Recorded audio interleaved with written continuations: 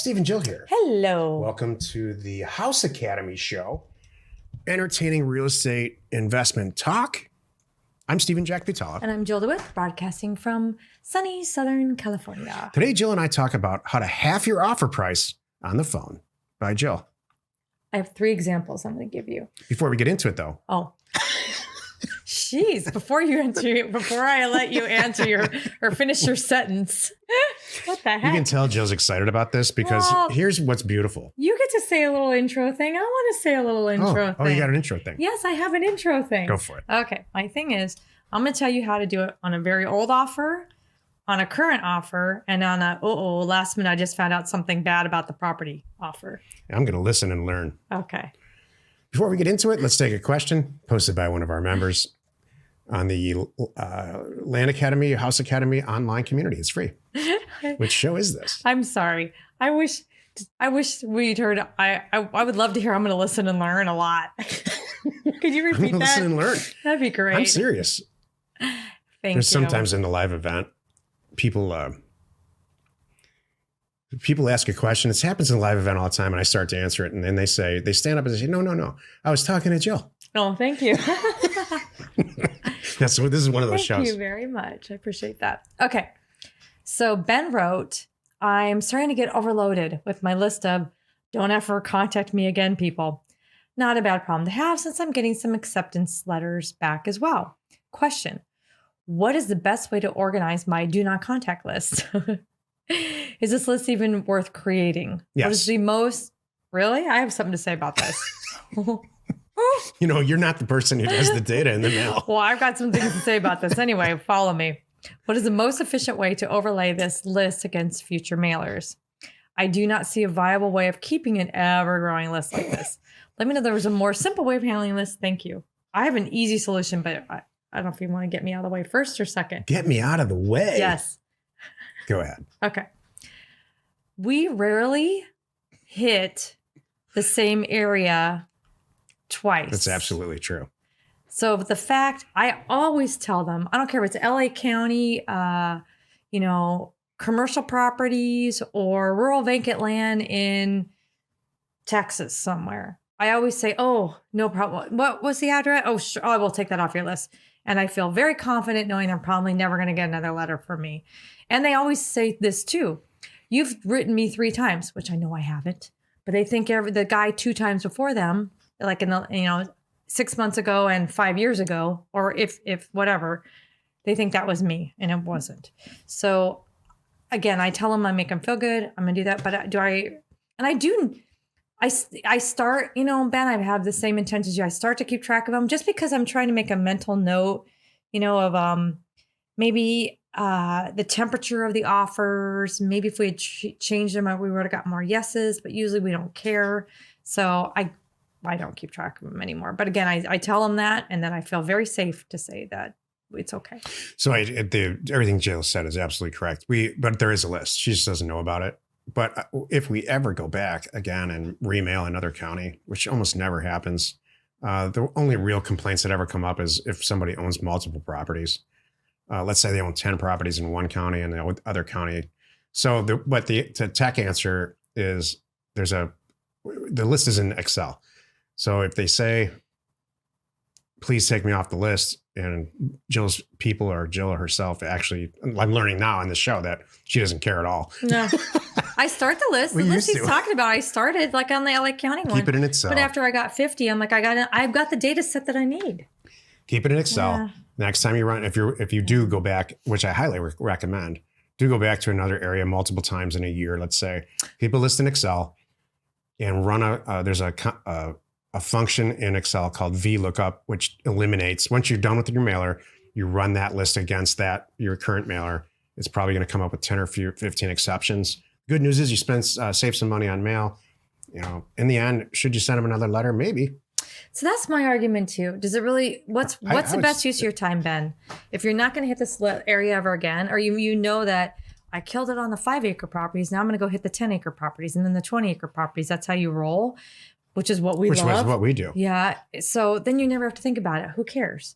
So that's really my. To each his own. And if you accidentally send them again, so what if you did it again? I am so you're apologizing a second time. It's not the end of the world again. Yep. Thank you. Today's topic, how to half your offer price on the phone by Jill. This is while you're listening. I'm listening and learning. Oh, okay. You wanted to hear me say it again, didn't you? No, I was waiting I to am see. here to listen and learn, Jill. No, I was waiting because you like. But set it up. I'm going to set it up. Oh, well, you're going to set it up anyway. You have Okay. to, your 3 things cover it all. Okay. So, what are we talking about? So, here's what's going on right now, especially in today's environment. The offers that we sent out, a month ago, and especially a year ago, and what I would pay for a property today are different. Why? In case you didn't notice, things are changing right now and rapidly. We talked about a lot of it yesterday, a lot of the data about the hard numbers about properties coming on the market, price reductions, deals falling through, things that are being put back on the market, people accepting offers more quickly right now because I don't know about you, but I would feel the same way. If I listed something and a good cash buyer came along right now, do you think I'm going to hold out for 90 days and try to get a better cash offer? Probably not. I'm going to take it and run. And if you've never been in that situation, good for you. But I think if you've ever sold a property, we've all been in that situation where you go, darn, I should have taken that first offer. I hate it, but you do that once and then you learn. So anyway, so how do you handle these sellers and what do you do? So I'm gonna go through kind of an example of each one. Would you like to add anything? You know what I was just thinking? No, I want to hear this. Okay. Do you ever watch 2 people in an interview, like professional people, not us? And one person's predominantly talking, like Jill's about to do, and the other person, for whatever reason, just stares at him. Like they don't really look at the camera; they just look at the other person. They don't blink or anything. They don't know what to do. I can't do it. Oh, why? I don't know. I can't just stare at you while you're talking into the camera. What are you doing then? I don't know. Just probably a bunch of stuff I'm not supposed to do because we're not professional, Well, interrupting is one of them. Just kidding. So I'm going to really try it. How about random comments? That's another one. Just kidding. I'm going to really try to just look at you while you're talking, like you're supposed to do, I'm just like kidding. real people on TV. That's what they do. They're like. They stare at yeah, try it. Go, like a good- go, Jill, go. Why? What's the problem? You're. I'm going to try to do it. Okay. I don't see it as hard, but okay. What does that say about who does most of the talking here? I think there's huge, deep-seated psychological reasons why, especially because we're like together. Yeah. Like that I can't stare at you while you're talking into the camera. There's That's something wrong weird. with me, I mean. I have no trouble doing it with you. I know. You're healthy. Thank you. Oh, there we go. Now we got to the bottom of it. Okay. So how do you cut your offer price on an old offer? So like Steven set up a few minutes ago. Now it's weird can't that do you're it. staring at me. I'll do my normal stuff. Now you made it weird. You just made it gross. That's another thing. There's such a fine line between, wow, that guy's really awesome, and God, he's so gross. And no one knows what it is. It went from, oh, lovingly too supportive to yucky, get away from me. It's like real life.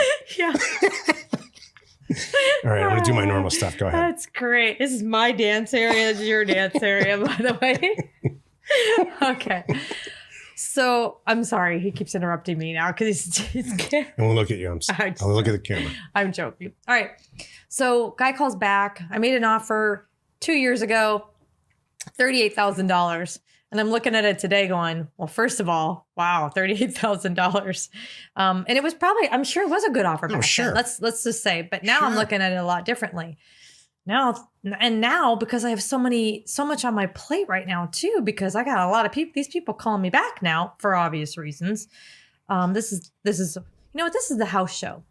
Let's do this. I'm going to make this a house example. Yeah, 125. Okay. So here we go. It's $125,000 I offered back then.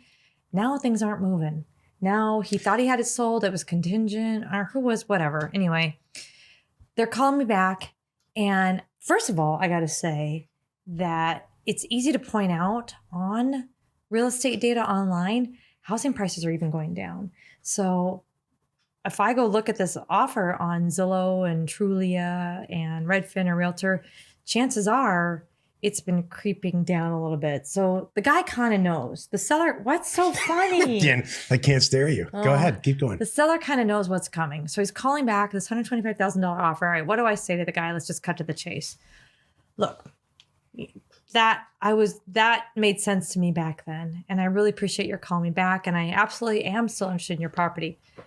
However, here's what I'm dealing with right now today. I've got this much acquisition funds. I've got this many offers coming my way. And the best I can do now is 100 or 95, whatever it is. Because I know for me, this is me talking to myself, not the seller. I know for me, it's got to be a smoking deal. I know that I'm going into this going, all right, I might have the inventory for a little while if I don't price this right, if I don't buy it right. And I don't want to be sitting on this house for 90 days or 6 months for someone to be able to come along and be able to buy it from me. So I really have to look at this and every deal as, well, now I have to do it. So honestly, and as I said, so my offer is 125. Gosh, it might even be 75 or 80. I hate to say that, and you just have to very politely, very respectfully to your seller on the phone say, I do not mean to insult you, but here's the situation that I'm in and you're in. And by the way, most of our house offers, 99.9% of them, they don't have a mortgage. He probably paid $35,000 for it back in the day. He was hoping to get 125, hoping to get 200 for it or whatever. So he is going to make some money on it. And I'm not putting the guy in a bad spot, and it's not a short sale with a bank kind of thing. So, but just politely say, this is the best I can do. If it works for you, great. I mean, I'll get this closed as fast as you want it, because I want it to be done quickly too. If it doesn't work for you, I totally understand. If things change, let me know. I always leave the door open. That's the important point here. We're not trying to take advantage of you, Sarah. Yeah. This is what it's worth right now. I know it was worth a lot more when we sent the letter out, but we couldn't control the virus either. And so this is what we're willing to pay. And I've got 15 other offers to review. So it's not personal. It's an asset. That's what it's worth.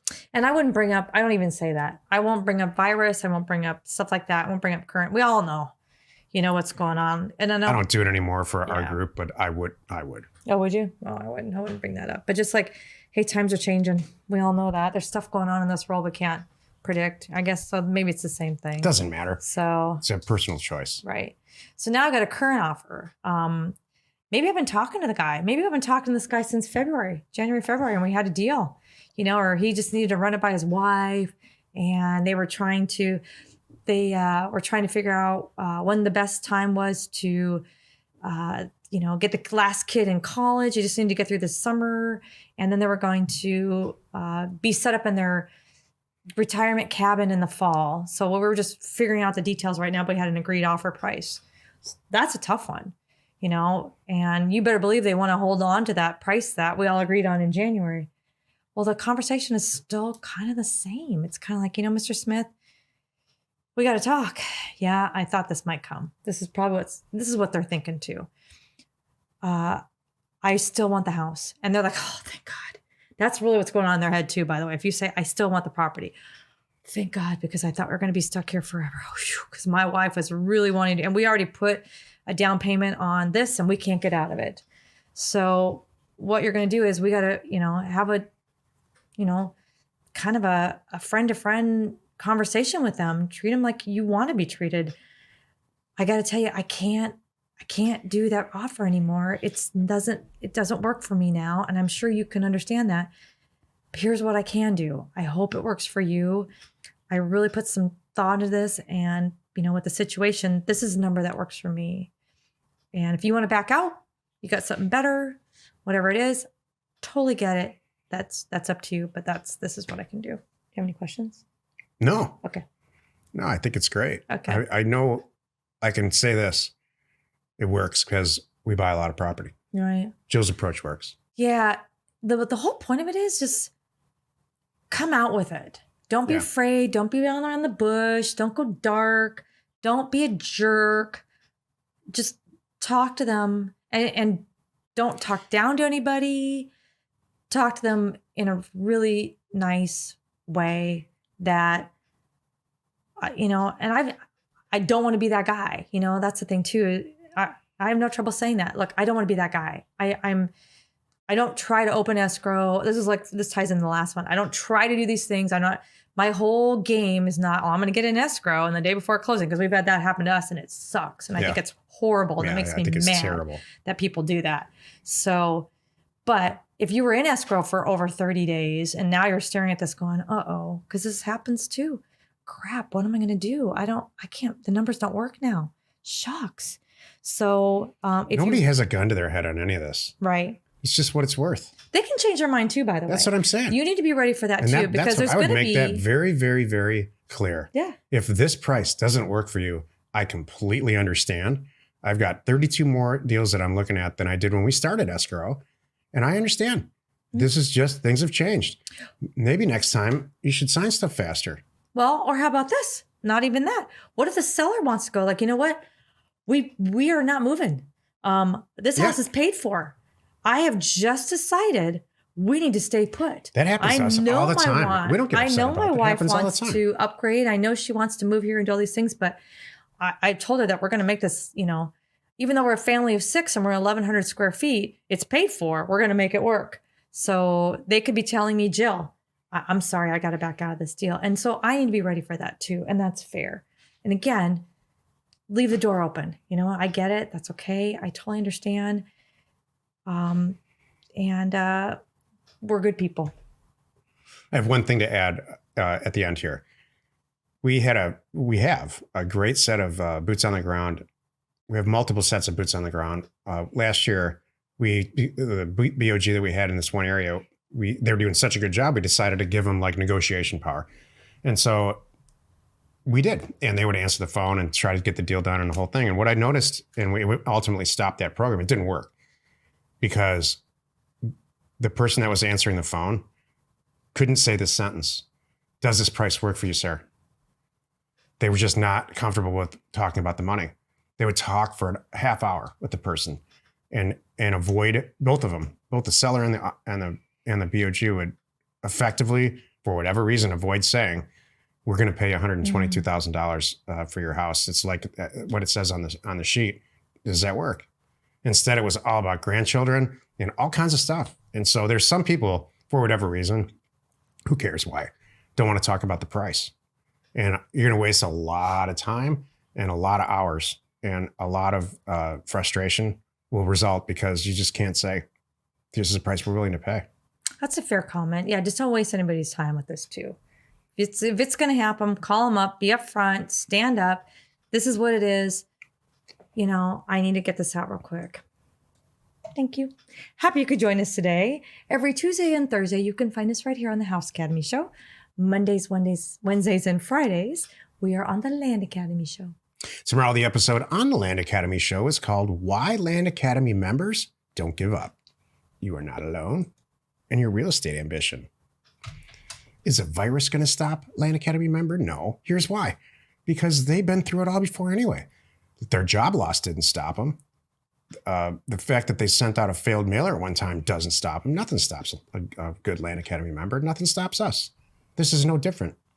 Actually, this is more opportunity than any otherwise. The House Academy Show remains commercial-free for you, our loyal listener. So wherever you're watching, wherever you're listening, please subscribe and rate us there. We are Steve and Jill. Information and inspiration to buy undervalued property.